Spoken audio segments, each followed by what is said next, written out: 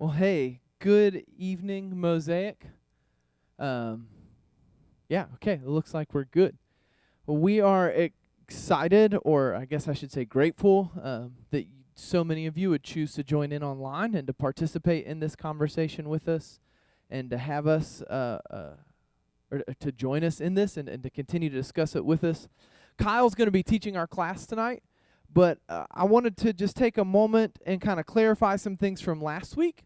What we said is we're doing this, especially with topics as sensitive and as nuanced as sexuality, that we wanted to hear back from you guys and to have conversations with all of you. And so there were just a few moments from last week that deserved a little bit more clarity, and I just want to first sort of apologize on my behalf and express that, I could have used my time and preparation more differently, and I could have used some more sensitivity and some more clarity, and probably written some of this stuff out a little better than I did, or at all in some instances. And so I wanted to say I'm sorry for that, and just express that, this idea that part of what we were trying to do was to be more clear and to be less ambiguous about what we were doing. And I know that some of the nuance of that was a little bit maybe lost last week, and I talked about last week the difference between nuance and ambiguity. And so I just realized and recognized that some of that happened, that we got lost in the nuance, and it maybe was a little bit more ambiguous. And part of that was because I was trying to hold off on what was to come, and I didn't want to get into the weeds of some of the topics on night one. And yet I think what may have happened is that there was possibly hurt or frustration for some on us stating that we were coming with clarity, and what resulted was maybe a little bit of confusion. So let me attempt to be a little bit more clear, and I'm going to state this that I've written out. We at Mosaic believe that sexuality is good and it is God-breathed.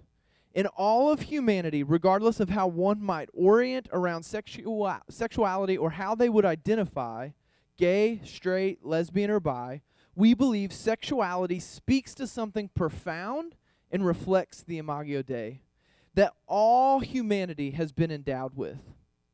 Sexuality, as I said last week, is a sacrament, a signpost pointing to something that is unseen, a passion and a desire that is intentionally placed within us and in all people that speaks to our desire and our need as humanity to be intimate and vulnerable with others, and a signpost that points to our need for a relationship with God, who is our Creator. This is true of sexuality regardless of one's orientation or identity, and we affirm it. Simply experiencing attraction to the same sex or being gay is not in and of itself a morally culpable sin, nor do we think it is at odds with the view of sexuality that we stated last week to identify or to orient to sexuality as lesbian, gay, or bi. So hopefully this will help a little bit with last week, as we attempted to talk about sexuality as something bigger than just sexual relationships. We wanted to talk about sexuality with a more holistic view beyond just the act or expression of sex. And I think I flipped back and forth a little bit and didn't always use the right word when I intended to, so I'll say this to clarify even further. At Mosaic, we uphold what is considered to be a traditional or historical position on marriage and sexual relationships. Sometimes we might refer to this as a creedal position. That is, meaning that we stand in line with the position that churches who have confessed what is considered to be orthodox creeds over the last 1,600 plus years, that's the tradition that we hold and fall in line with.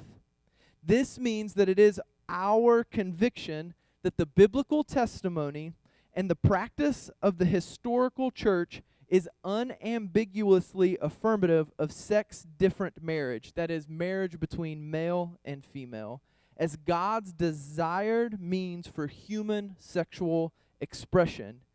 And that same tradition and narrative is unequivocally prohibitive regarding same-sex sexual activity as a deviation from God's intended design.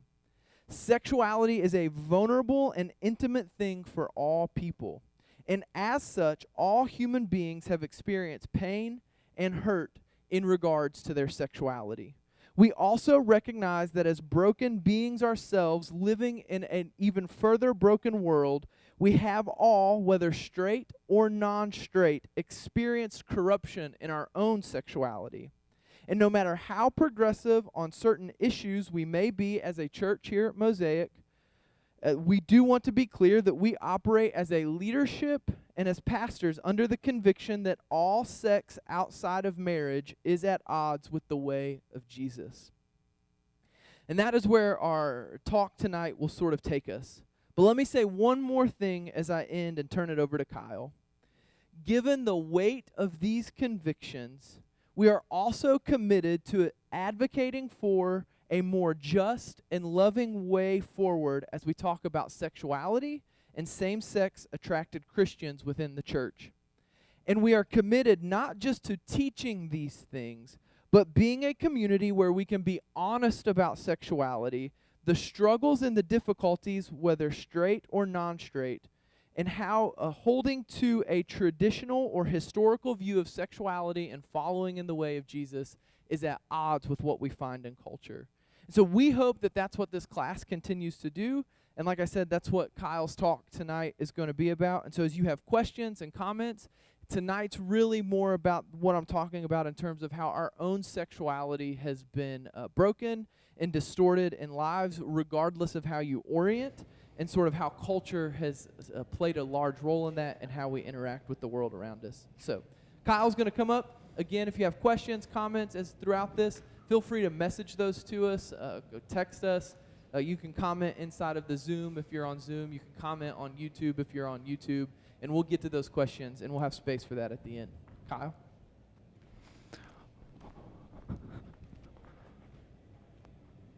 Well, good evening, gang. I think this is all working. Jonathan will probably have to tell me if it is actually working. Good. Okay. Well, we're glad you guys are here. I don't want to spend too much time in terms of introduction. Jonathan has pretty well kind of introduced what we're talking about doing tonight. I will begin with this. I don't know if you guys have seen, I assume most people at this point have. Those of us with children have seen it. I've seen it on repeat at my house. Toy Story 4 is the most recent installment in the Toy Story series. And there's this line that the mom says, the RV that they're in on vacation breaks down because the tire is flat. Dad is obviously getting frustrated as he gets out of the vehicle, and mom makes this statement. She looks at her daughter Bonnie and she says, okay, Dad's going to say some words, and she takes her and she goes somewhere else. And I feel like tonight the best introduction is something like, okay, Kyle is going to say some words, and everybody's like slightly uncomfortable. It's a little taboo. Jonathan has asked me to speak on a long list of random and taboo topics, and they are uncomfortable, but that's good. That's what we want to be happening. That's the whole point of this class, of this series. We did this a couple of years ago with a series on Song of Songs and got a great response from people on that, a book of the Bible that's often been neglected, and just a conversation on relationships, beauty, sexuality, the whole thing. But that was only 4 weeks, so we want to spend some more time in that. And so I'm excited about all of this. I want to begin actually with a statement so that you can kind of understand the real weight of the conversation on sexuality in our culture, the difficulty of this conversation, the very real struggle that it is for a lot of people, and for especially the youngest generation. At this point, like this has gotten so much more complex than really we've ever seen. And that's what we want to be creating. I know that this can be weird. One of the things that we've watched that I think has been beautiful in the life of the church in the last few years is the shift in the conversation on mental health. I think 10 or 15 years ago, sitting in a small group, it would have been strange to listen to somebody talk about their medication or their wrestling with depression or the time they spent with their therapist or whatever else. And it's like now in our church, that is becoming much more normative. And I think it's beautiful. It's good that people feel comfortable acknowledging what has been a really deep struggle and sat beneath the surface, and the church was not very good at talking about, aside from a private sort of one-on-one level, but it becoming more visible is important. The conversation on mental health is important, and I think the conversation on sexuality is every bit as important and is connected to the same sort of struggle for a lot of people. Here's a statement from a researcher at the Kinsey Institute from Jonathan's alma mater, IU, so he has all the love, and Jonathan referred me to this quote, which I think is really, really helpful. It kind of gets at the heart of this thing. This is what it says. There have been two major transitions in heterosexual mating in the last 4 million years, he says.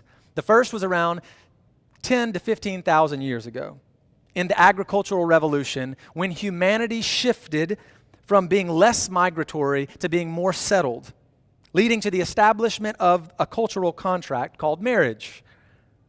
The second major transition is with the rise of the internet. The second major transition is with the rise of the internet. 10 to 15,000 years ago, there was a shift in the way sexuality functioned in civilization, the way humans interacted with each other. There was a shift to a more settled, more committed, monogamous sort of relationship. The second major transition is the rise of the internet. That becomes really important for people to recognize. Like we said we're going to talk about sexuality, and it's kind of like, is this another one of those conversations where the church is going to say, don't do this, and don't do this, and you're not supposed to do this, and you're not supposed to do this? It's not like that at all. We're realizing that if we don't have this conversation, there will be a number of people who are kind of thrown off the cliff of sexuality, who find themselves in a really, really difficult and dark place, and the church has to be better at having this conversation. And so that's what we want to do, is try to find a way to more openly talk about the very real struggle of our cultural moment as it relates to sexuality, because things have gotten deeply complex and difficult. And so tonight, again, I'm going to say some words. It's going to be a little uncomfortable for some of you. For some of you, you'll be like, thank God, we're finally saying the words we've been reading and talking about on our own for a long time. It's good to hear this. Wherever you find yourself, it's okay.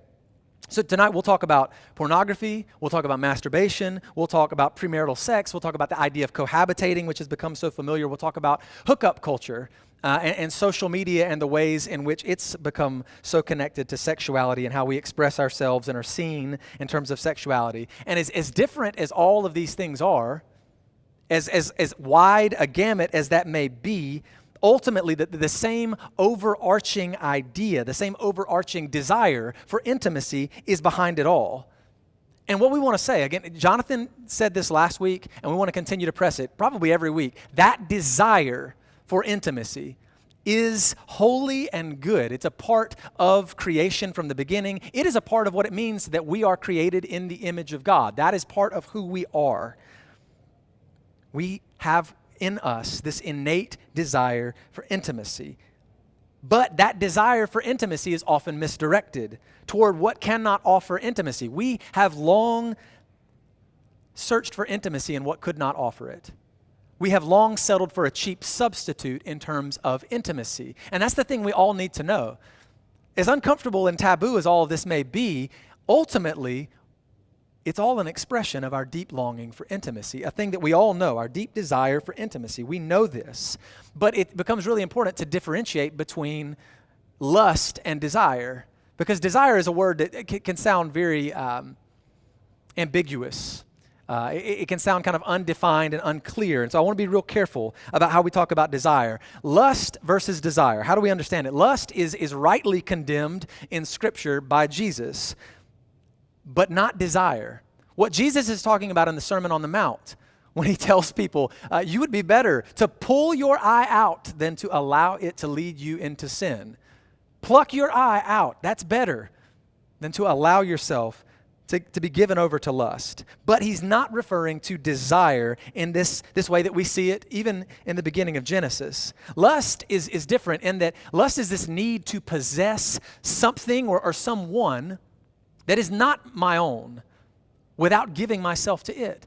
I want that thing to be given to me completely without any sacrifice on my behalf. I'm taking something for myself. Lust and covetousness are really very similar in the way that we understand them. That's why in the Old Testament, when you see the command not to covet, it speaks of not just not coveting your neighbor's things, his possessions, but his wife. Don't covet. It's possible to covet another human, to treat a human like a commodity to be consumed. And that's dangerous. That's what happens in lust. A person becomes something you are consuming, something you are possessing at no cost to yourself. You're not giving yourself over in the same sort of way. Desire, on the other hand, is different, and Dan Allender says it this way, and I think it's helpful. It's kind of a big picture definition, and it may be a little hard to wrap your mind around initially, but we'll kind of drill down a bit. He says this: desire is to be caught up in the sensuality of beauty that transcends the here and now.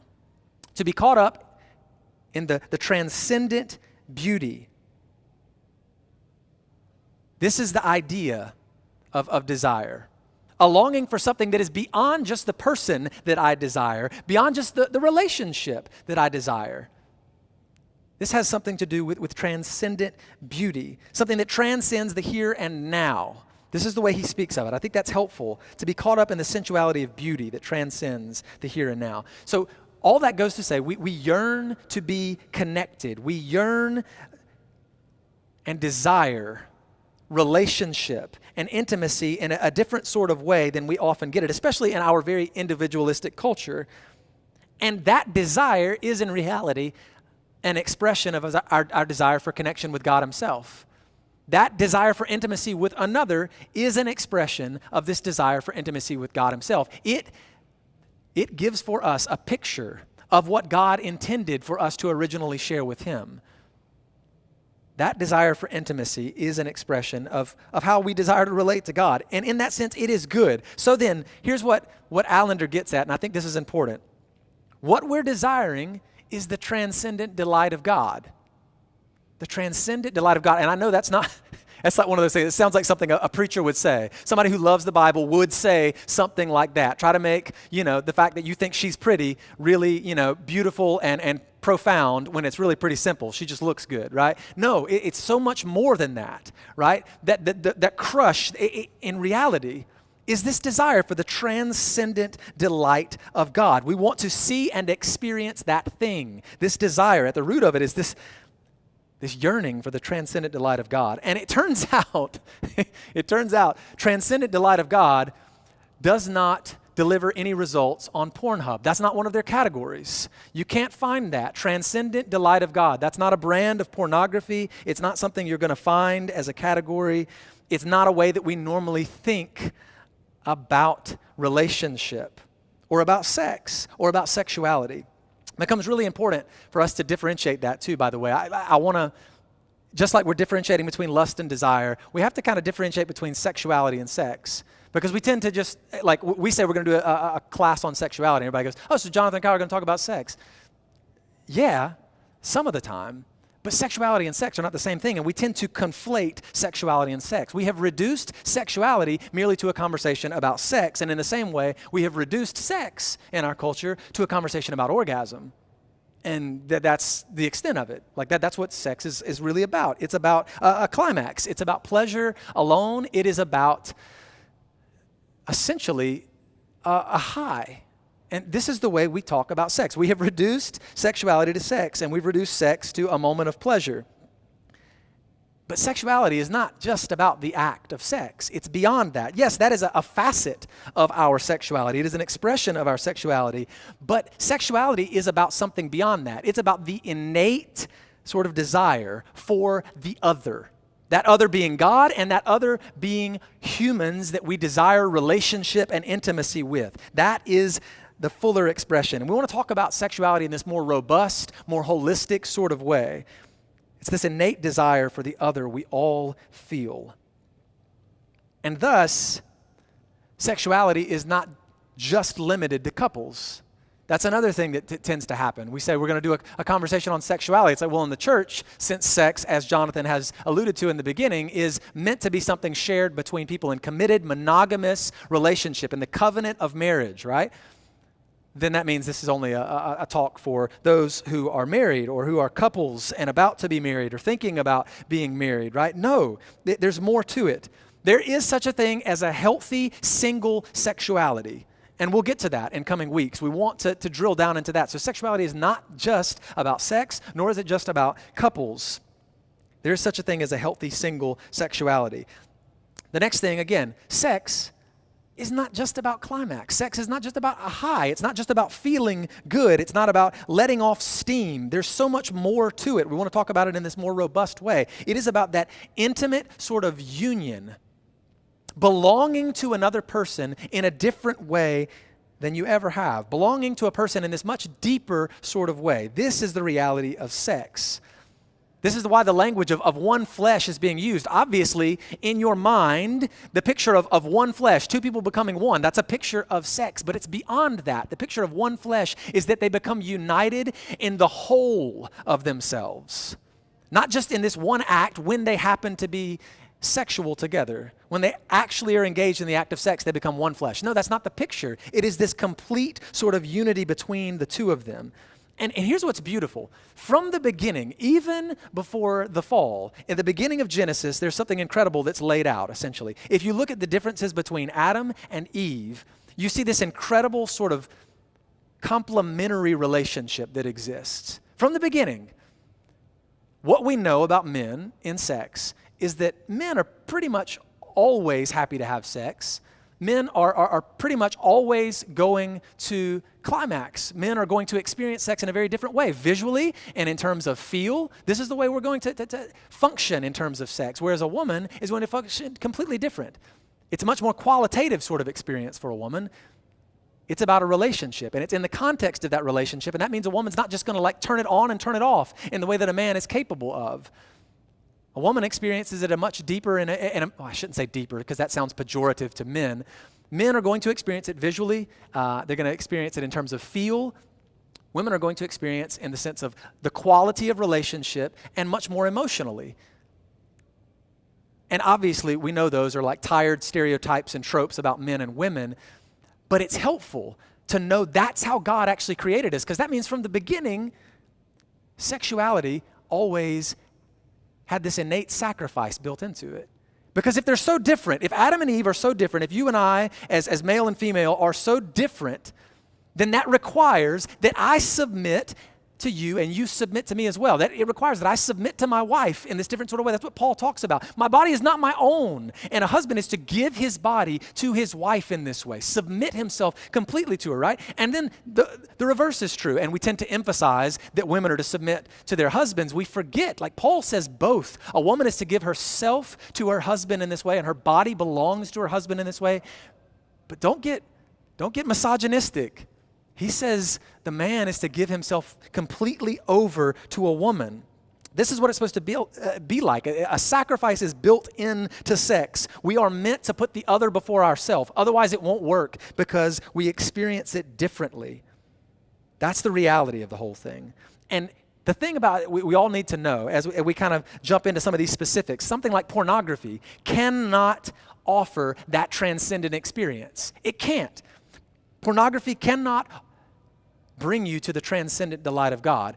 Pornography normally puts you in a place of isolation and shame. That's the reality of it. Masturbation requires no sacrifice on my behalf. It puts me completely in control. I determine when it happens, what it looks like, and I am always at center focus. It requires no sacrifice, nothing of me at all. Hooking up. Same sort of way. Dating culture as it exists at the present moment is just a quick climax. You're just filling a void in the most efficient means, but nothing more. And you can see how we've taken this desire for intimacy and we've just subbed in something else that's easier. Because the pursuit of the transcendent delight of God, that's not easy. Like we all recognize, to find a sexuality that is much more robust and deep and intimate, that's not easy. And so instead, we take what is a quick fix. What we're being invited into is like a 4-course meal at Highlands Bar and Grill or something, and we're driving through the McDonald's.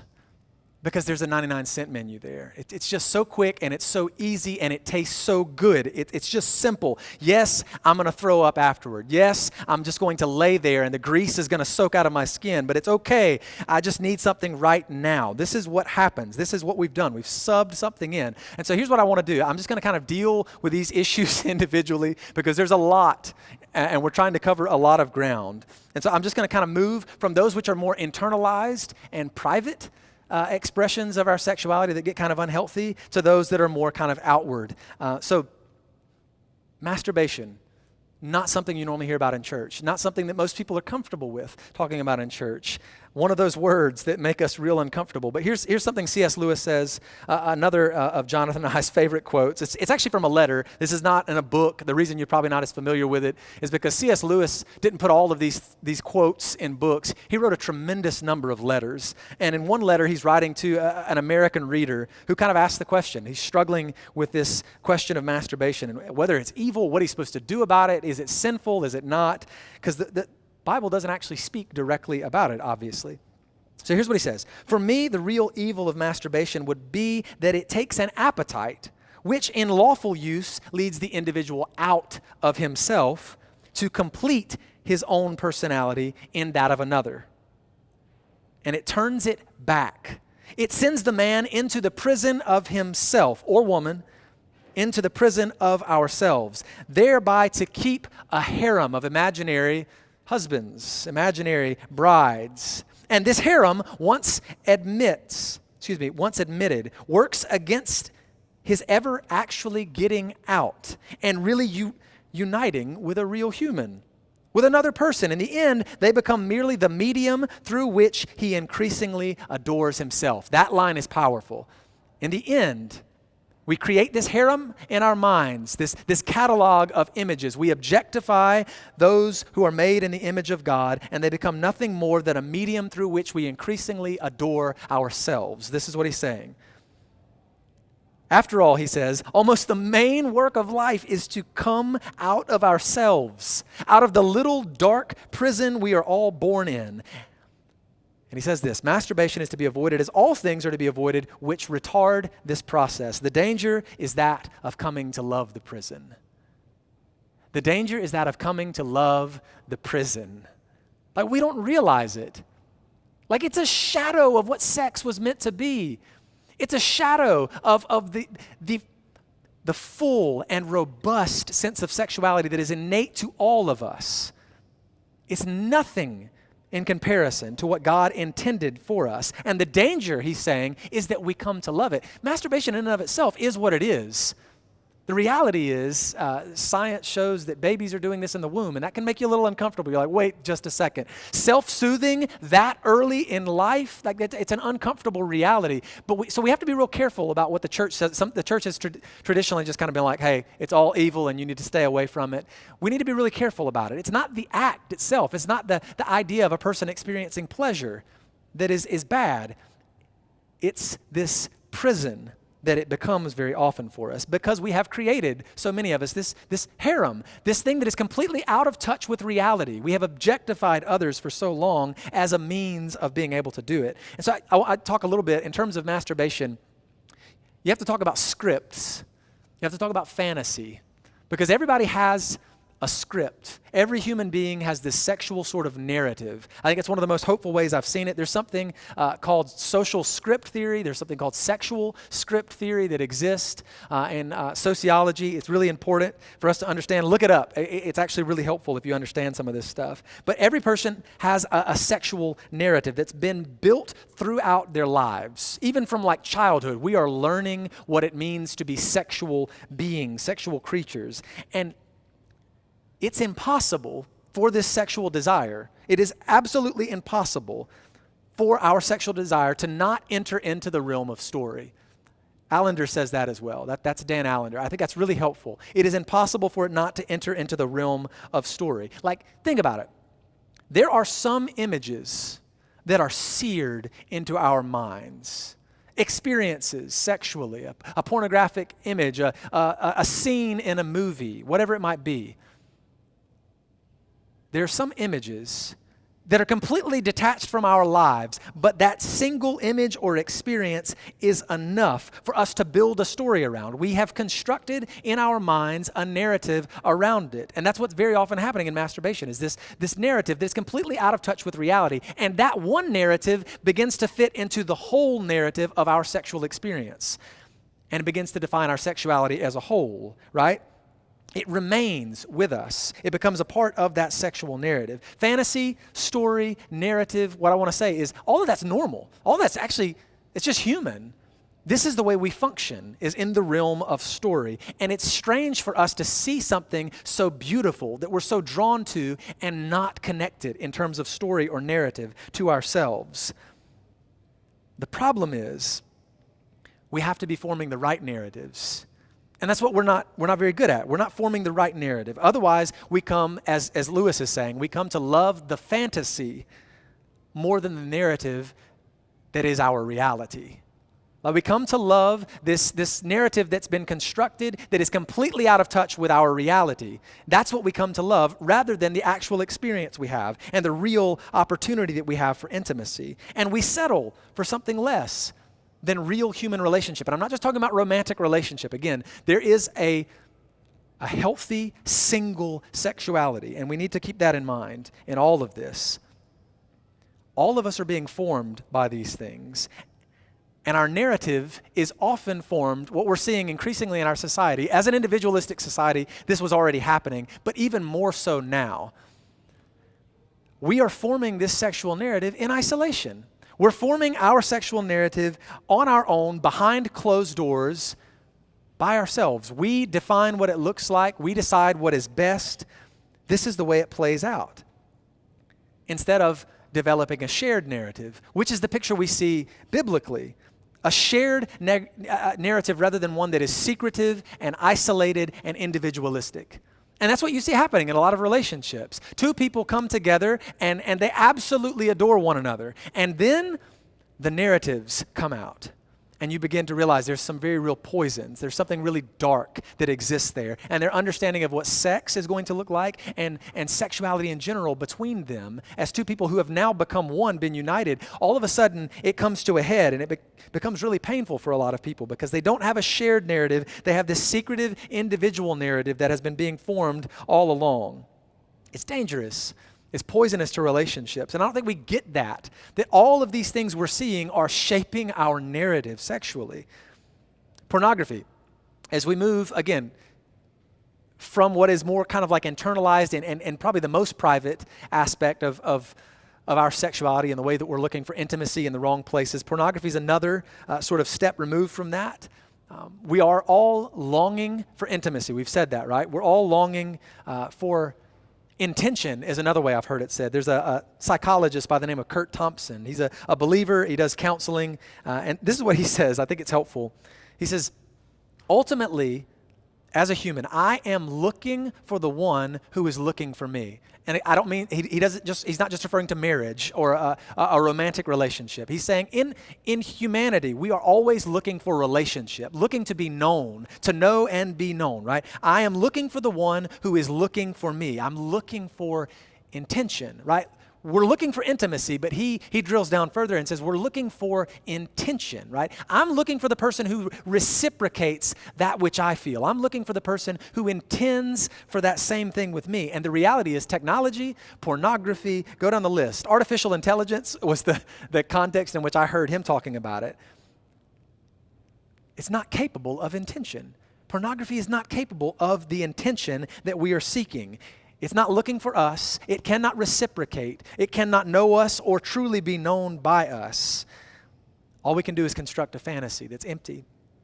So here's what we know about pornography. And listen, this is not just pastor who got on all the Christian websites and listened to what all the other pastors had to say about pornography. You can go to the National Institute of Health and you can look at a long list of studies that have been done about pornography. And almost universally, they recognize there are problems with pornography and what it's doing to us, right? So in one study, you'll find that, and every study affirms this, nobody denies this at this point, in the act of consuming pornography, we see a similar dopamine level increase that you would if you were snorting a line of cocaine. The same sort of increase is happening as if you were smoking a cigarette. The same thing will happen. There is this pleasurable experience that's happening at the level of our brains, right? And the same sort of addictive possibility exists there. Your body from that moment is already building a tolerance. Your body is already trying to find a way to get back to that same thing. It is a very real high, and our brains are seared the same way by pornography that they are by addictive drugs. It's insane how mainstream it is, and yet how damaging it is, very clearly in the science. Even in couples, like that's one of the things that people have often done. There have been a number of counselors that have said over the years, it's like, well, listen, if this is something that's shared, right? Shared narrative, if pornography is something that two people are sharing together, like I get it. I understand how that could be convenient, how a wife could look at her husband and be like, I know this is difficult for you. If you could just let me into that, then maybe this could be okay. Or vice versa. A husband could be like, I know this has been a part of your past, or it's been a part of both of our past, and I don't want it to be an individual aspect of our past. What if we did this together, right? Even shared consumption of pornography, even in studies with couples, it's been shown to be negative. It's insane to think about this. Because like what they can show is that, yes, obviously if two people are on the same page and they view pornography the same kind of way and have a positive understanding of it, then yes, their relationship could potentially get better. They have seen that actually happen. Obviously, two people get on the same page, their relationship will get better. What they saw, though, is that a man's capability of arousal is negatively affected with his consumption of pornography. And so that will continue to be true even as he consumes it with his wife or a wife with her husband. You will see that happening. A decrease in a man's ability for arousal. Simultaneously, you see a negative relationship or correlation between a woman's consumption of pornography, even with her husband. You see a negative correlation between that and her insecurities, her image of her body. And so essentially what the study shows is like, yeah, I mean, obviously your relationship could get better if you both watched porn together rather than apart, if you're willing to sacrifice a man's ability to even be aroused and a woman's own view of her body. It's very clear that we're losing so much in all of this. And increasingly what we're seeing is that our generation's narrative, more so now than ever. And this is, again, every generation is like, oh, the sky is falling. Every older generation is always saying that the younger generation, these Gen Z kids, they're going to destroy the world, right? It was going to be the millennials that destroyed everything. A lot of people are still saying that, right? The boomers always hate on us, right? This is not that. This is not that at all. Our generation's narrative, just like that quote from the Kinsey Institute, our generation's narrative is being deeply shaped, developed almost solely from the pornographic, from that which is pornographic in nature. This becomes really important for us to recognize. And so what that means is if you're being educated about sex almost solely from your experience of pornography, and pornography is a very broad sort of word. I don't mean that you have to be on Pornhub to be looking at pornography, right? You don't have to do this online. This doesn't have to be what would qualify as softcore or hardcore or whatever else, right? This is Netflix at this point. There are scenes which are pornographic in nature. That's just the reality of them. And anybody would say that. The director would acknowledge that. There are scenes that are now common, that are very easily available, right?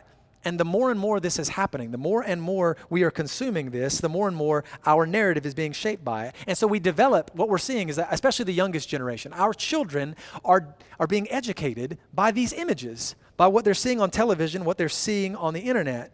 And that means their expectations of sex and their expression of their sexuality is completely out of touch with reality. They think sex is a thing that it's not, quite literally. The portrayal of sex in pornography is completely out of touch with what's happening in society at large. Everybody knows that, but what nobody stopped to consider is that maybe at some point, those who are consuming it might think that it's the reality and what they've seen in the world around them is just fake. It's not the real deal, and they want something much deeper, right? The reality is they're getting something much more shallow in pornography. And here's another thing that was interesting to me. We actually become less interested in what are traditional ways of being affectionate as we consume porn. It's weird. Kissing, hugging, caressing, all of these things that you'd normally think about as normative in a relationship, you don't see in pornography. The things you see instead are highly aggressive behaviors, highly demeaning behaviors. And people begin to think the aggressive and demeaning behaviors are normative, and the kissing and the hugging and the caressing are not. And it's dark. Like, I don't think people get it, right? It's forming us. We begin to lean away from the kissing and the caressing and hugging. They're seeing this. People who consume pornography lean away from that and toward the aggressive and toward the demeaning. It happens. These behaviors become normative in their lives. At least they think. They try it, and then they destroy whatever relationship they have a lot of times is the reality. Moving further, okay? Let's continue because I'm taking forever. Let's talk sex in general, outside of the context of marriage, which is what one of the things Jonathan is trying to deal with directly, and even cohabitating as it's kind of connected to that in our society. One of the mistakes the church has made for a long time about the conversation on premarital sex is essentially to argue that premarital sex, if you do this, will soil you forever. It's going to ruin your marital experience. It will destroy your marriage potentially. You'll never have good sex if you do this, right? The promise is if you wait, then there's going to just be this incredible reward. It's all going to be so easy. As if, again, this robust and deep sort of intimacy is going to come easy for anybody. It's not, right? And the mistake of the church has been, you're soiled forever if you've done this. Don't do this, don't do this, don't do this. Premarital sex doesn't soil you forever. It's not the deepest, darkest sin you're capable of. It won't necessarily destroy your married sex life. The thing we have to deal with, though, is that realistically, it will further form your narrative. It will become a part of that narrative. It will become a part of that story. It will become built in, and it will shape you in ways that are much deeper than you recognize. That's very clear. On the other hand, to submit myself to the sexual instruction of Scripture, to submit myself to what Scripture is saying, is inherently sacrificial, right? And that's what we're saying. When Jonathan makes a statement like he does at the beginning, we're not saying, hey, listen, we don't want to rain on your parade. We're saying, no, we think this is rich. This is the deepest understanding of intimacy and sexuality you will find, certainly more so than anything our culture has offered us. And we submit ourselves to it completely. We give ourselves wholeheartedly to this understanding of sex. This is what we think it ought to look like. And we submit ourselves to it in this way. But it is sacrificial. It is difficult, especially in a culture where we recognize people are getting married later and later. To come to age sexually in your teens and then to be expected within our society, the normal average age at this point is 27 that a person is getting married at. So we're talking about over 10 years in which you're completely in touch with your sexuality and yet you're not able to fully act it out if you should so desire or have the ability to. It's a difficult sort of reality. There is a sacrifice. But again, sacrifice was built into sex from the beginning. Our expression of sexuality was always inherently sacrificial. It was always about something other than us and just me. And so that means, obviously, it's impractical. My wife and I dated for 8 years. But what I know is this: 8 years of the pain and the difficulty of trying to work around this, of trying to be faithful, of trying not to take advantage of one another, of trying to stay submitted to the rule of Scripture. What that did was form a deep shared narrative. And sex has been so simple for us, so easygoing. There was no tension, there was no difficulty, no butting of heads, no individual narratives that were so completely detached from one another. Obviously, we brought different narratives to our marriage, but we were capable of forming this shared narrative because it was built on sacrifice and not on pleasure, not on this fleeting sort of need to fill whatever kind of temporary hunger we might have. Cohabitating is really just a different side of that coin. Cohabitating has become the norm in our culture, and the logic behind cohabitating, the same way, I would say the same thing about cohabitating. If you happen to live with the person you got married to before you got married, it's not necessarily going to destroy your marriage, but the statistics don't match the logic. See, the logic is if you live with a person beforehand, then you're going to pull all the skeletons out of the closet beforehand. You're going to know all the deep, dark things that you wish you had known once you'd signed the marriage license. You can have that window into who this person is. Your eyes are wide open going into marriage if you live with them beforehand. The statistics show the opposite, that actually more divorces happen in relationships where cohabitating happened in the beginning. Statistics show it doesn't help. And again, that's not just a bunch of Christian psychologists doing these studies. It's beyond that. Cohabitating is associated with a much higher rate of divorce. Not much higher, but a higher rate of divorce. I want to be cautious about that. Again, moving forward, hookup culture. And I'll confess, I have never used Tinder or Grindr or OkCupid, and obviously that's right. Like, go down the line. I don't know anything about these things. I know the concept of swiping left or right, and I'm not that much older. This is what's ridiculous. I'm not. Like, normally, Jonathan and I struggle with our churches that we're often seen as peers. We're so young. That's what a lot of people say. It's like, man, you're young to be a pastor, right? I have never seen something that revealed my age more quickly than this. Like 10 years' time has changed dating forever.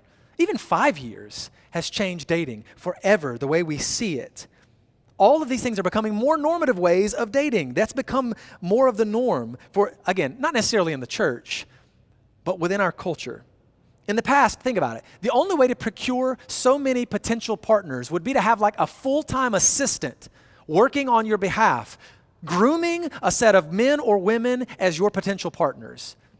Like, it's absurd how many potential partners, how many possibilities you have sexually through an app like this, through social media in the same sort of way, right? Through the DMs. It's crazy.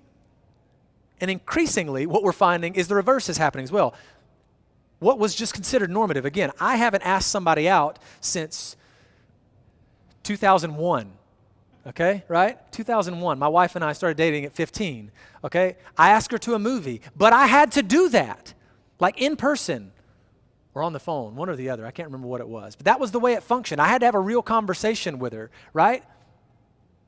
I didn't just send a naked picture of myself and ask her to exchange one with me. I didn't post like a shirtless pic. I didn't write this nice blip about myself and wonder if she was going to swipe left or right. Like, this is the way we're beginning to function. And what's weird is, statistically, in one of the articles Jonathan shared with me from The Atlantic, here's the reality. This is the way people function. There are a number of women who actually think for a man to ask them out to a drink constitutes sexual harassment. Just to ask somebody out. What's normative, on the other hand, is to throw a profile pic up and swipe left or right. A stranger, a perfect stranger. So if a perfect stranger approaches you and asks you out, that is beginning to be seen as creepy. But if a person chooses you by swiping, which way, whatever way it is, I guess swiping right is a good thing, I don't know. That's become normative. Like, we're beginning to see like the deeply negative effect, and it's unavoidable. This way of expression in terms of dating apps, online dating, and I'm not talking about like eHarmony or something like that, but to an extent, all of that stuff is pornographic in nature, and I don't think we get it. It involves the objectification of a person, taking an image of a person, this short blip about who they are, and deciding right then and there, are they worth it? Are they worth my time? Would they be compatible with me? You objectify them. They're no longer human. You dehumanize them completely. They're no longer capable of revealing the image of God. They are just a commodity to be consumed. And it happens. And I'll end with this. There was something really helpful I saw from a guy who works alongside and has done a lot with Dan Allender, I've noticed. And so I don't have a lot of experience with his stuff, but he's written a book called The Psychology of Porn. Andrew Bauman refers to it this way. He says, even though you may not like consume pornography, I know some of these things, it's like, I never used Tinder either, Kyle. I get it. Like, this is not the way dating has ever looked for me. I don't function on social media like this, whatever that might mean.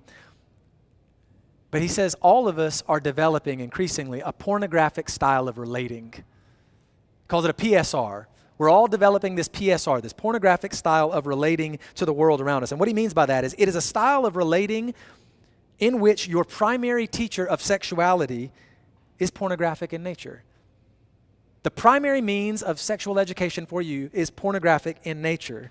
And that's what's happening increasingly. We're seeing, and it's not just, used to it was like we assumed this was all males.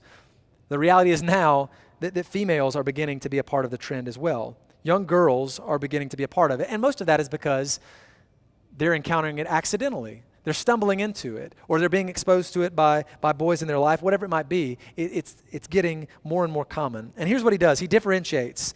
He says, in the pornographic style of relating, he creates these 6 categories: control, objectification, speed, hunger, and isolation. This is the way he talks about the pornographic style of relating.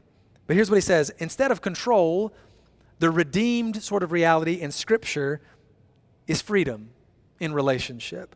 In terms of relating, instead of control, there's freedom, right? Rather than me being in power, rather than me being in complete control, I submit myself to another. I'm not in power. I give power to somebody else in this moment. Control versus freedom. Then he says there's also a different way of seeing objectification, right? Rather than objectifying in terms of relating, there's this way of introducing honor into the way we relate. Instead of dehumanizing a person, only seeing them as an image to be consumed, we see them as the image of God, and we honor that reality. We refuse to treat them as a commodity, right? And he talks about speed. If you notice, the consumption of pornography is all about speed. It can happen in an instant. You get behind the screen and it's a rather quick sort of decision and experience. But he says in reality, sexuality, and in terms of relationship, the redeemed reality is gradual. Instead of everything moving so fast, relationships develop much more slowly. That's the way they naturally look. He talks about a pornographic style of relating in terms of hunger.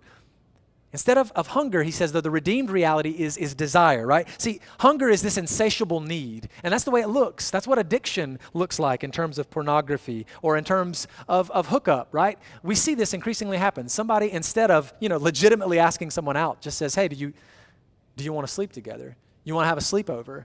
They don't even know them. Like, it's silly, but it's becoming normal. Hey, just watch this scene.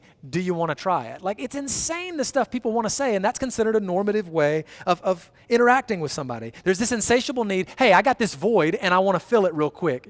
Are you okay with that? And it can be over. It's this sort of bang-bang interaction. But instead, he says we should substitute the redeemed reality of desire, right? Rather than consuming someone as a commodity, we learn to delight in them. Rather than consuming, we learn to delight in them. Hunger versus desire. And then the last thing he talks about is isolation versus communion.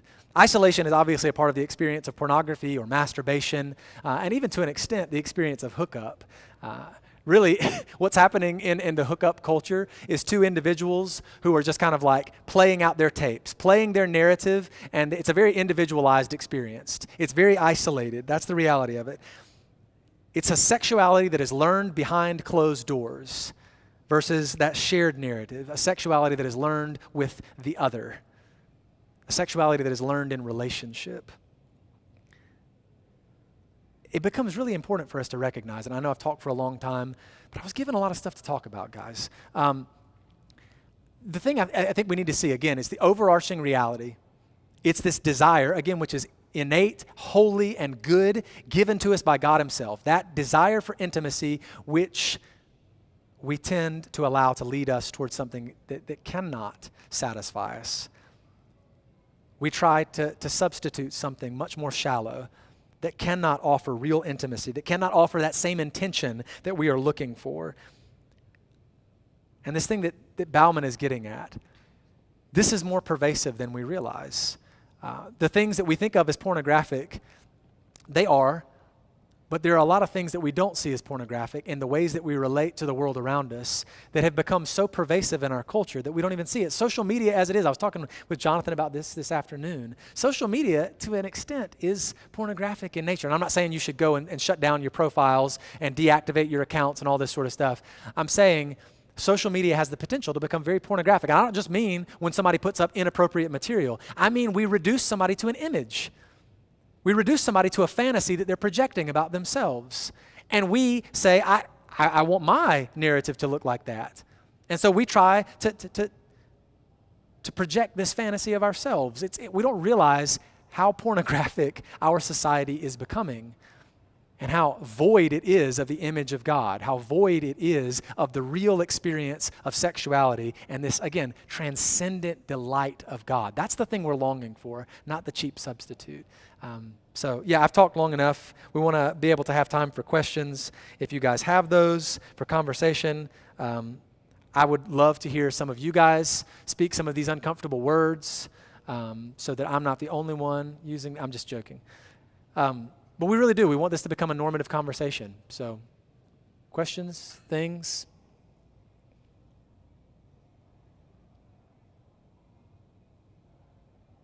That's the same for if you guys are watching. I know we had a couple people watching on YouTube as well. If y'all want to text us questions, you can text us questions. I would get that here on my iPad. If you text it to me, Jonathan's in the back. He would get it.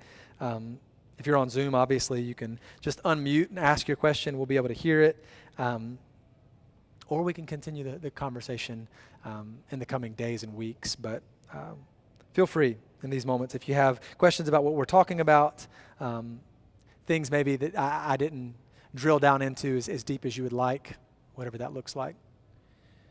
One of the questions we got on Zoom is that pursuing dating relationships is more and more common and happening more regularly in it's online or in these apps, and that is the norm. Yeah. So what would you maybe suggest how someone could pursue dating in this modern world as an adult, like out of college, where they're not in these spaces where they get to meet people regularly?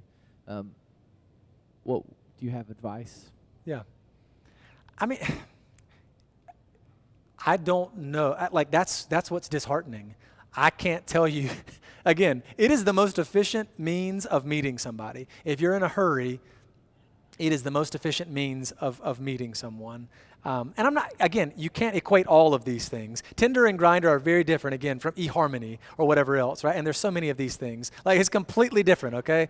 And I guess nobody in our church is probably on Grindr. I'll be real. But I have known, and I had plenty of friends who I've had very deep conversations with about these things. And yeah, I don't have much other than a very countercultural narrative to offer, which is just kind of like, I would hope that it would still be normative for people to be meeting others in the context of friendships, in the context of whether that's the church, whether that's in work settings, whether that's in relationship, at backyards, at cookouts, or whatever else, right? Even in a bar, right? That used to be considered, we used to think that was the unhealthy way to meet somebody. It's like, wait, you met that guy in a bar? No, this might not be a great idea, right? And now we would go, that seems kind of normal, actually, compared to this other thing. So yeah, I would say community needs to be central to the forming of relationship. It needs to be happening in this more shared way rather than this isolated experience of you deciding, I think this will be fine. I'll go on a date with him. So, Taylor, you feel free to turn on your video and microphone and talk to us. Yeah. There's three of us here. We decided to join this series as part of our Bible study, but Joanna has a suggestion. This is Joanna. Hi. Yeah. Hello. Well, I did some online dating, and it's actually where I met my husband, but I would say that one of the suggestions is to not make the conversation over the app, that to meet in person and then make the conversation in person, and that way you kind of you're just in person and having that conversation and not through an app where you don't really know each other. Absolutely. Gives less room to fantasize about what the other person is or does or is about. Yeah. Using it as a connection point. Mm-hmm.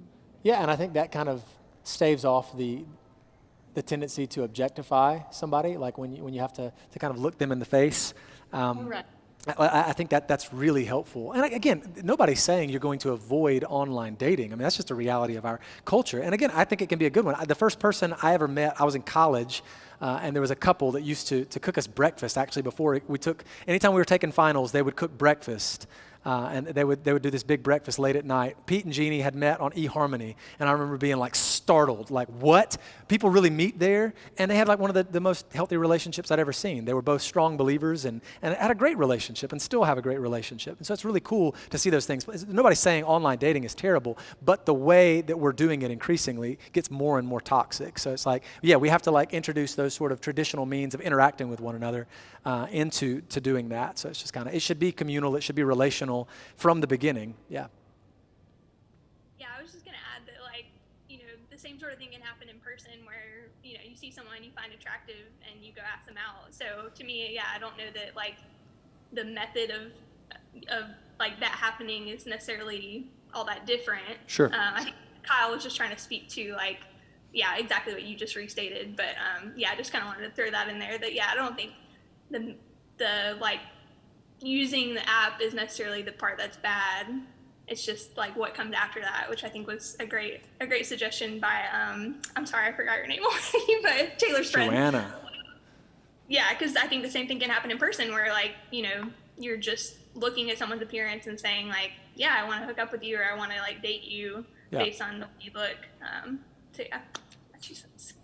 Well, and what we're also not saying is that we're asking that appearance would not be a part of the sort of relational interaction. That's silly to think that attraction is not going to be a part of this. Like, beauty is a reality that is inherent to creation. Like, God creates us as people who desire and long for beauty, to interact. Again, we're after transcendental beauty, right? We're after the beauty of who God is, right? And so when we see that in another person, obviously we're drawn to it. So nobody's asking that you would be drawn to someone simply based upon whatever they write about themselves. Like, obviously, like, attraction has always worked this way. Relationships have always been formed that way. That's okay.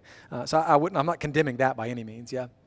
One of our other questions was, will we talk about being single and singleness? And that is the talk next week.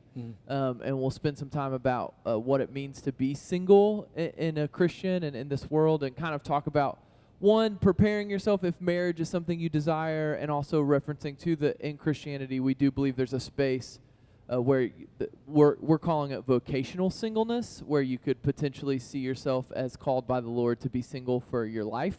And kind of figuring out what that looks like. But in all of that too, one of the things we'll address next week is, I think the way the church, and I said this last week and I'll say it again, the word that I think is best fitting for it is the way we have idolized marriage, and the way that we have idolized family life, and the way that we have, like, pretty much only talked about married couples as being the ones that are experiencing life to its fullest and its most abundant, has done a big disservice to single people in this culture and in this, like, space that we find ourselves.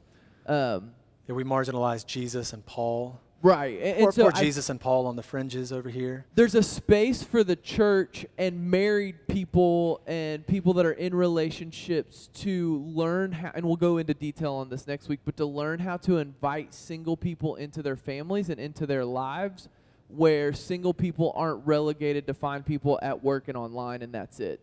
And so, which is the narrative for a lot of people. It's either like bar culture or online culture, which honestly are a lot of times the same. But, and again, online dating is different than dating apps in a lot of instances, but yeah, using sweeping stereotypes and not getting into the nuance of it all. We will talk about some of that next week, about what it looks like to invite single people into the lives and the rhythms of adulthood, and not sort of go like, oh, once you're 25, now you're just on the sidelines until... And so I think the church has a big role to play in that. And when I say the church, I mean families in the church have a big role to play, not matchmaking, but inviting people into experiencing intimacy and vulnerability in singleness, and that can be a space where dating becomes possible in a safer, not quite so toxic culture like online and apps. Yeah.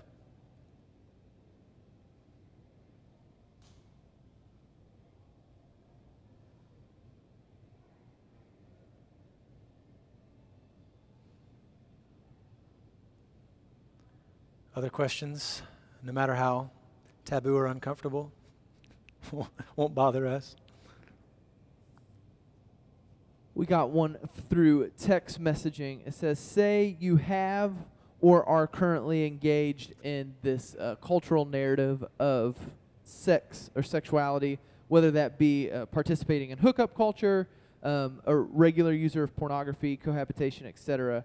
How would you suggest to start to untangle yourself from that and go towards this countercultural life that Jesus seems to be inviting us into?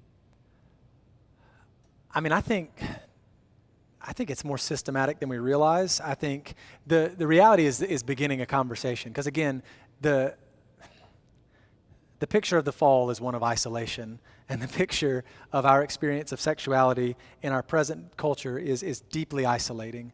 And so whatever we can do as a community of believers and your community of friends, whatever that looks like, this needs to be a normal conversation. This needs to be something people are talking about. The very real struggle that people have with addiction with pornography needs to be like talked about. And again, it's deeply shameful for so many people, but it has to become more normative. And that doesn't mean you need to like broadcast this at like the dinner table with your family at Christmas, or that you need to say this in front of your whole small group or something, but it has to become a normative part of conversation. Maybe you're not drilling down into the particulars of your struggle, but acknowledging it and allowing others to surround you and encourage you and pray with you and invite you into, because the reality is what the statistics are showing is this is much more common than we're letting on. Like this is much more consistent in the and not just in our culture, in the church. It's becoming more and more normative. And if that's the case, then you have to begin to have the conversation with people, and not just in a 5-week class series that the church is doing. Okay, now we're going to talk about it. Like it has to become a normative conversation. Just like, again, I was saying at the beginning, the mental health conversation is becoming more normative. The same has to be the case of sexuality. And in terms of like if you're wrestling with pornography, I think you have to surround yourself with community, with others who are wrestling with it, and find ways of systematically removing it. And sometimes it's just that simple. It's still, that doesn't mean it's easy, but like you need to be systematically changing that. I think for those that have been engaged in sort of like a hookup sort of lifestyle, those who are super sexually active or promiscuous, the reality is, I get that seems like something you can't shut off. I think it's easier to shut off than we tend to let on. Like, I mean, I think that's something you just need to be done with. And again, that doesn't mean you're never going to have that temptation, because I think the reasons we do all of this come from something more than just a desire to have sex. Like, again, sex is not just about a moment of climax. We're not just seeking a climax or a high. We're seeking a deeper sort of intimacy. That's not just going to go away. And so you have to kind of like surround yourself with people. You have to be having this as a consistent conversation, so as when you get to that moment of isolation and feeling like you're going to do something is completely irresponsible and completely toxic to who you are sexually, if you're surrounded in this different sort of way, I think it becomes easier, if you're having this conversation with other people, to substitute them. I say this to guys, and again, the conversation on addiction is so similar to all of this. I tell guys who are using and who are struggling to stay clean, it's like, you realize you can call me. Like the moment you feel this temptation, the moment you feel this longing, the moment that begins to happen, you can call me. I will sit and talk with you. I'll go to Waffle House with you, and we can sit for hours and talk about this. I would rather you do that than relapse. So it's just kind of like, I think it has everything to do with building other relationships that are kind of like a counterweight to the thing that we've been substituting so often. So, long answer, sorry. Follow-up question. As the church, I think, and I'm adding this context, one of the things that has been really negative is we have made a lot of things around sex like the issue, and so we've kind of incorrectly just like went after people. Like when we see someone that's living this way, in whatever way it is, we either ignore it until we can no longer, like we have to address it, and then we like kind of do weird things with that. Or like it's like the issue that we attack all of our friends on. Like as soon as we find out somebody's living together or having sex, like it's like, well, now we play a moral high ground or a moral card. So as believers that maybe are following a sexual ethic or moral, like sexual morality that we are talking about, when we see our fellow brothers and sisters like operating or practicing more in the world's narrative, what are some suggestions that you would have in helping other people like kind of see that, or how do we navigate that? What's our role as believers walking alongside people on this issue that I feel like the church for so long has kind of been like, hey, you can just grab those people and tell them everything they're doing wrong? I think the church's mistake in terms of the conversation on sex in particular, or on, like what people's relationships look like. A lot of times, I think the way we've talked about it is almost purely law.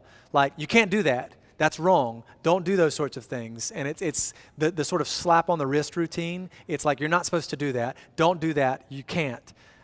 Instead of talking about it in terms of wisdom. which is, I think, an important sort of differentiation. Yes, scripturally, we would say, and if you ask Jonathan or I or any of our elders or most people in our church, we're going to tell you, it's like, we don't believe that's something that's supposed to be a part of the life of a believer in terms of law. But the other way we have to talk about it as well is wisdom. And I think that becomes important. Like trying to help people see, it's like the evidence is there. Like in our culture, we're seeing the sort of degradation of relationships. But also it's like the evidence is there in your life. You're unsatisfied. Like the people I know who are pursuing relationships like this know it's a temporary thing. They know it's shallow. They know it's not actually offering them. And it's like to help somebody see wisdom rather than just telling them all the time, hey, you're not supposed to do that. Don't do that. That's wrong, right? And trying to help them understand like, well, what is the path of wisdom? What does wisdom in relationship look like? What does wisdom look like? What does sacrifice look like in the context of a relationship? How do I put the other before myself, and how do I see that as significant? Even to somebody I'm just getting to know, right? Even to somebody that in the past I might just have dehumanized, that becomes really important to see things in this, again, not just as law, but as wisdom. Like this is something that we just practically know. This is a better way. This forms much more lasting relationship. It forms much healthier relationships. And instead of down the road spending your marriage in constant repair, you can find yourself really experiencing intimacy. So I think in our conversations with people, we have to be really cautious about being judgmental. And that's why that quote at the beginning like convicts me and kind of like breaks my heart, just to know, like the reality is there's been a deeper struggle than I think I've realized, because again, I was not exposed to pornography in the way that people were, or people are being exposed right now. In the day, it was just different, right? I didn't have a smartphone. I didn't have a tablet. The only computer in my home was in my parents' bedroom. It's just kind of like one of those things. Like I was just used to that. My friends, I had like the deepest sort of discipling relationship with my friends, and unintentionally. That was all God's orchestration, and I can't say that everybody else is going to have that experience. Many people are going to have their friends introduce them to this. Many people are going to stumble into their dad's collection. Many people are going to find this in their circle of friends, in other ways, whatever it might be. And I know that's not normative. So we have to be really cautious about how judgmental we are, because sometimes this becomes a part of somebody's narrative unintentionally. And so we have to be really careful about this. There are a lot of people that have really damaging stories in terms of their sexual past. And we have to be really gentle, I think, with people in that regard. And again, have a conversation, I think, especially at the beginning, from the angle of wisdom and trying to help them see. It's like showing them the better way, trying to help them see, like, what's at the root of your desire, of this longing that you feel, that you're filling with this thing that actually can't satisfy you. What's at the root of the thing, and trying to help them kind of drill down. I think that helps a lot, so. I'll just add, too, if you didn't listen to Kyle's sermon on Sunday, go back and listen to it, talking about missions and this idea of like evangelism and discipleship and all of it that we're going through on Sundays being this thing where we're moving towards the heart of God and being a centered community over a bounded community. And for too long, sexuality has been one of the things that we consider a bound of whether you're in or out. And so we've said this multiple times now. This is like the 15th time in 2 nights I've said this. Like, we're going to be nuanced over this. Like, it's hard to answer some of these questions because not every single one gets answered the exact same way. And that's what we're looking for a lot of times, is like an easy answer. And sexuality is very, very complex, and there is a ton of nuance to it. And so, like, I think as believers walking alongside of other believers, I think the question we just have to constantly be asking ourselves and one another is, like, what direction are we moving? And this, like, because not all sin is the same. Like, that's just, No. Sin is sin, and we're all guilty of it, Sure. and we're all, like, we're all transgressors, and so none of us have a moral high ground to stand on. That being said, like, different sin is different, and it's for people on the stage of the journey that they're in life and following Jesus, and all of that changes how you would approach a conversation or talk to someone about these different issues. And so I think, like, as a guiding principle, Kyle talked about moving to the center, to the heart of Jesus. Last week we talked about framing the whole conversation around who are we becoming. And if you enter into a relationship or a friendship with someone in Christianity, following Jesus, and like you kind of agree that that is what Christianity is meant to be, then you have a different perspective to talk to those people about and what Kyle was saying. And we're going to actually get into that this Sunday as well, about what it means to be moving towards like this higher what we believe Scripture is pointing at, to an abundant and joyful, peaceful, like more fulfilled and rich life. And we think that the Bible gives some ideas to help us on that. So it doesn't mean like you're in or you're out or you're terrible. I know some people that are phenomenal people that like are living in ways that like I wouldn't necessarily agree with in terms of their sexual ethic. But I have this. I'm walking on thin ice here, but that I have less concerns about that than some of the people that maybe follow a very traditional sexual ethic and have a whole lot of other hate and things in their life that would concern me more about what direction towards Jesus they're moving. And so, like, I just don't think it's the issue that we made it in the 80s and 90s, and if you grew up in the purity culture and all of that. Now, that being said, hear me very clearly on this. One of the reasons we felt so passionately about doing this class is there has been pushback to the purity culture, and I think we threw the baby out with the bathwater in that. And there is a beautiful, wonderful baby in that water, and I think that though we need to dump the water, we also need to save the baby. And there is purity at the heart of following Jesus.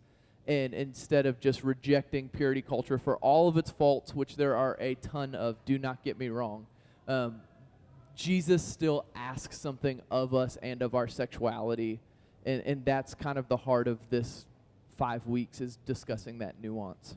Yeah, it's good.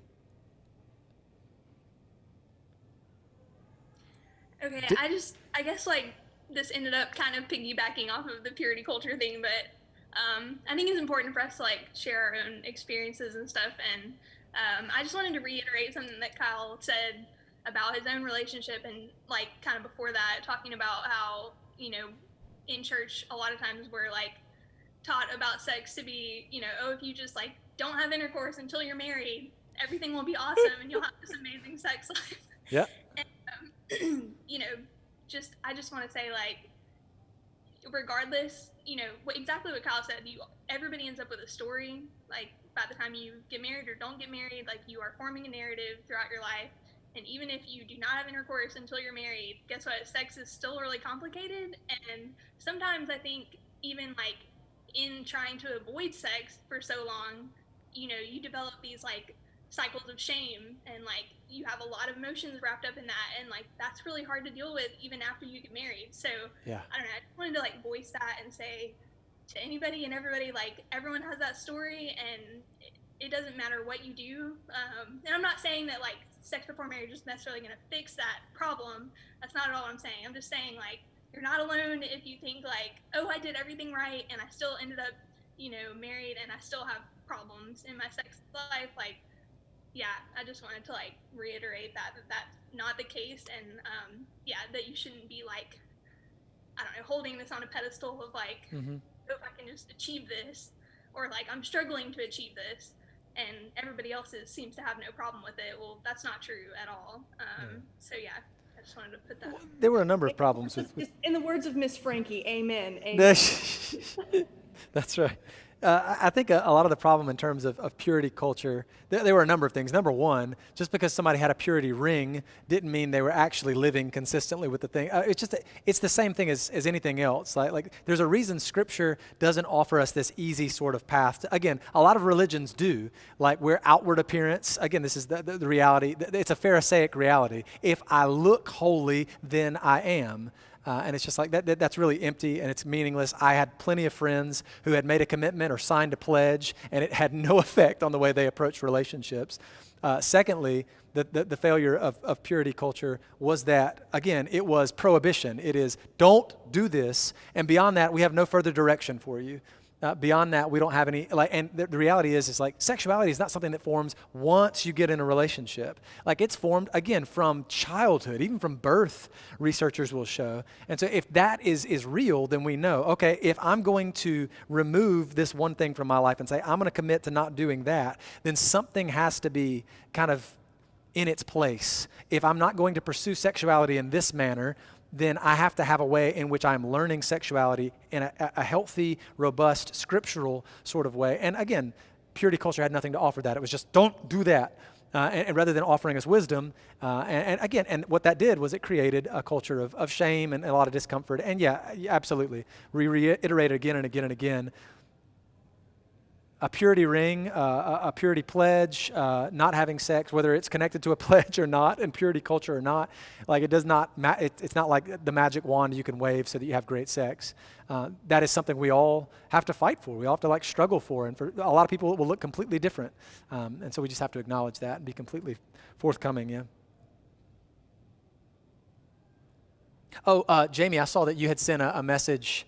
I saw that one pop up within Zoom. We're going to talk about sex education. In what aspect? Are you talking about public sex education, like in schools? Or are you talking about sex education in the sense of, like, are we ourselves going to be talking, like, with a kind of like a finer tooth comb, the reality of sex education here?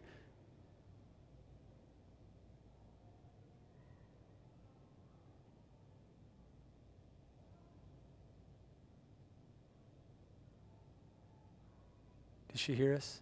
There she Sorry, comes. I'm also streaming on YouTube, so like it's a little bit Okay. lag. So if I'm delayed in answering this, I'm sorry. But I was more talking about like in schools. Yeah.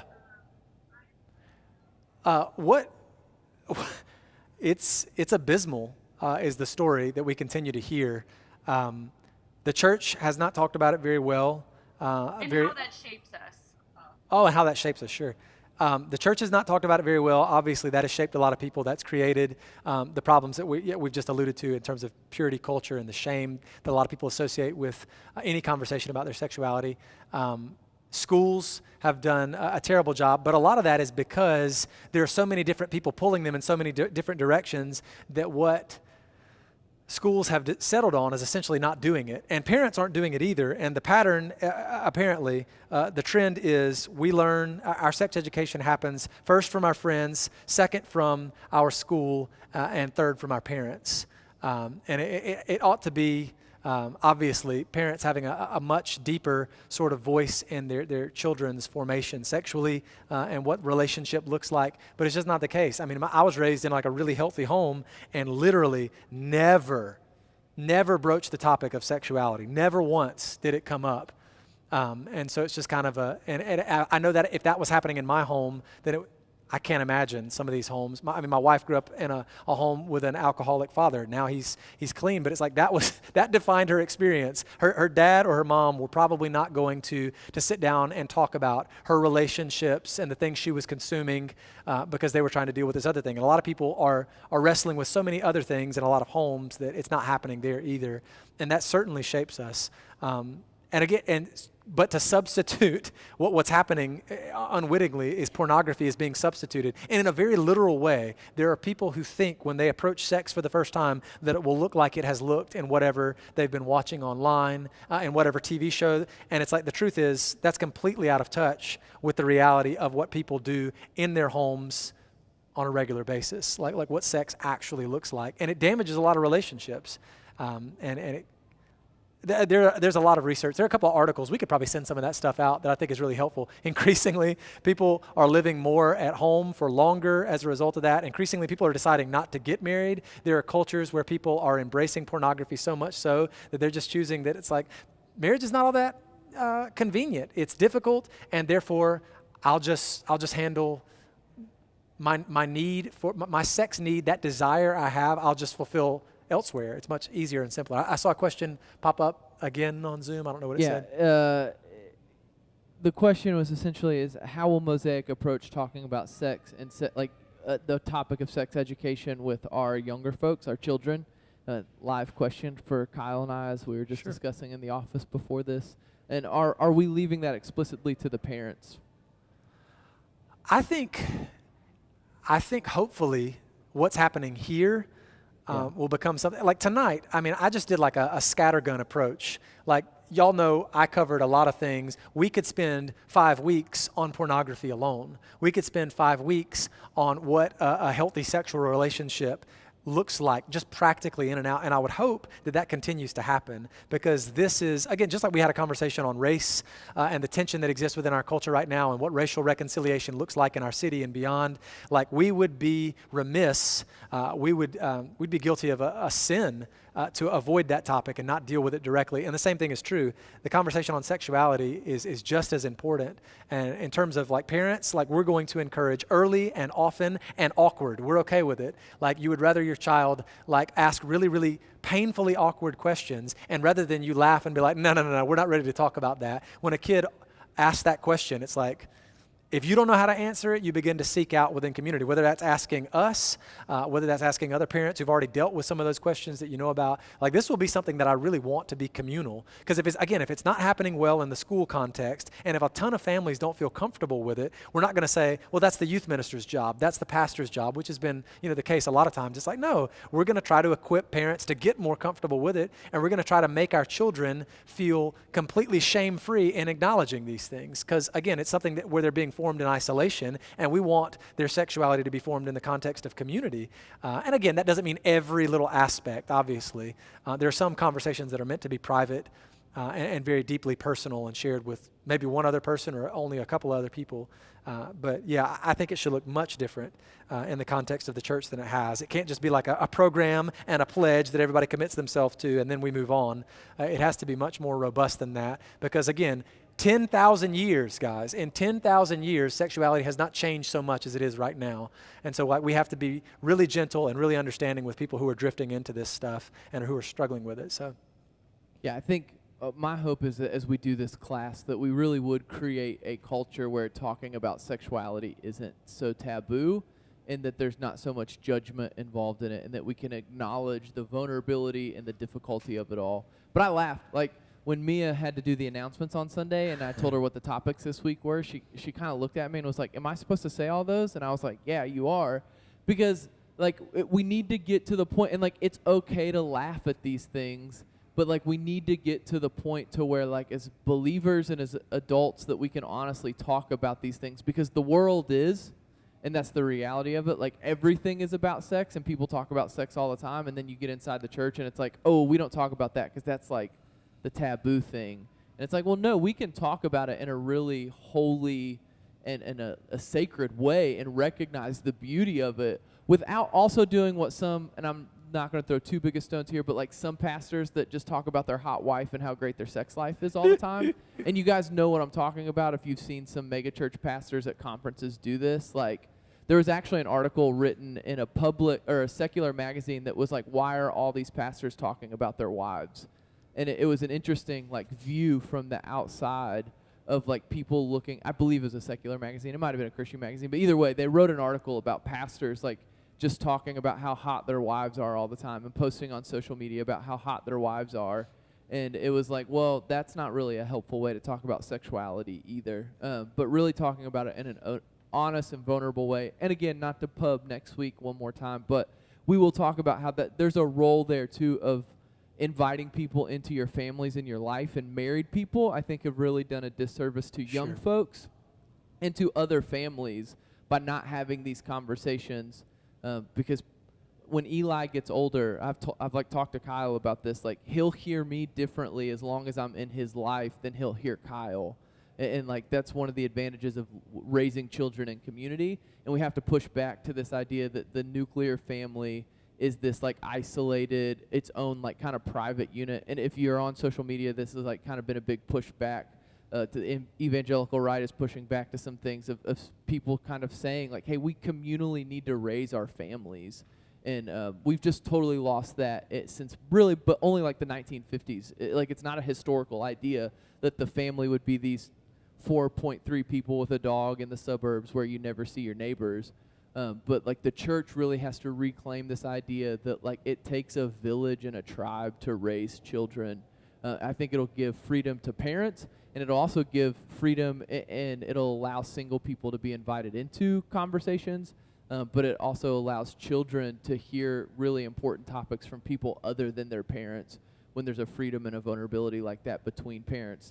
When you give other parents permission to, or other people permission to parent your children, that you invite them into also, like, teaching them on some of these topics so that they don't just learn about it on Google and at school in corners with other kids in the dictionary.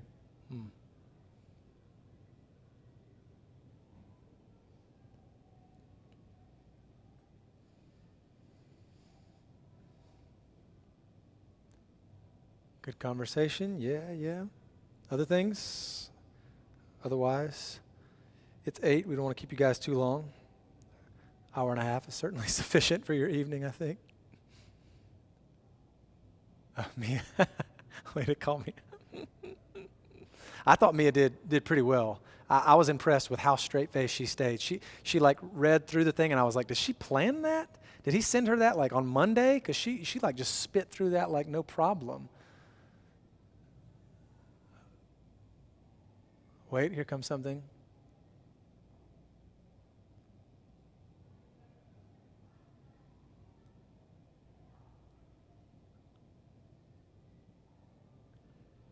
Just referencing that there's a stereotype that all single people are young, and Sure. there's a transition that has to happen in the church culture. Yeah, I mean, I think that's, and there is again, the church has to be better, and that's why we're doing this. When we're specifically devoting time to say, again, sexuality is not merely about sex, and sexuality is not merely about couples, and it's not just about romantic relationship. There is a healthy single sexuality, and we want to be forming people in that sort of way so that we don't talk about singleness as something that just kind of happens to some of us, right? The old maids in our life, right? Like there are some people that are just so unfortunate and they just kind of get left that way. Our culture doesn't function that way any longer. I think in Scripture, like you see that a woman is in a much more difficult position if she's unmarried. If you look in culture 100 years ago, 200 years ago, a woman is a much more compromised position, for example. A man, not as much, but a woman would have been like it would have been like a terrible plight to be single and on your own and unmarried. But it's like we don't see it that way. And again, in light of who Jesus is, in light of the life of Paul, in light of the life of a number of like great saints that we celebrate, like singleness is something we have to take seriously and we have to be teaching about, and not as something that just happens to you accidentally. And sometimes we just stumble into singleness. Like singleness is a decision that we can make. Singleness is something that you're going to find people who are in their 50s and 60s that were never married, who have had a happy and fulfilled life and who've served the Lord well. And that's something we have to continue, again, to hold both those examples. Yeah, there are going to be some single people who are seeking this out, and there are going to be some older people who are still seeking it out, and there are going to be some people who are completely settled in their singleness and have made a decision, and we have to give the picture of both.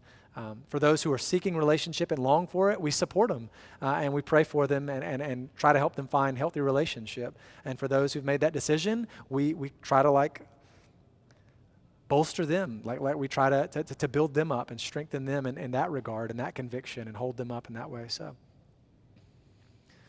well, gang, it has been good. We're glad you guys are here. We're glad the conversation is going so well these last couple weeks. If you have other questions during the week, if you have things that you're curious about that you'd like us to address, we can't guarantee, again, it's 5 weeks. There's a lot to cover. But we would love to be able to address some of it if we can. If you've got questions that we could answer individually or something that it might be something we bring up in a class next time, that'd be cool. So reach out to us during the week if you have any of that sort of stuff. But otherwise, we'll plan on seeing you guys soon. Let me pray, and then we'll get out of here. Father, we ask in these moments that you deliver us from the shallow, thin substitutes of intimacy that we so often settle for. God, we pray that we as your people would know your transcendent delight, Lord, that we would know the delight that you have in us, that we would find that in one another, and not just in romantic relationships, Lord, in our community, in our relationship with one another. I pray that we would be experiencing that transcendental beauty, and that we'd be able to celebrate it in its beauty, that we'd be able to have a conversation about sexuality without just giggling all the time, and without, it doesn't always have to be a joke, like talking about it in a very serious way, in a more robust and holistic way, and dealing with the soul of those who are wrestling with it. God, help us to do that well. By your Spirit, continue to sanctify us and draw us in, and deliver us into that which you always intended for us. We pray in Jesus' name. Amen. See you guys soon.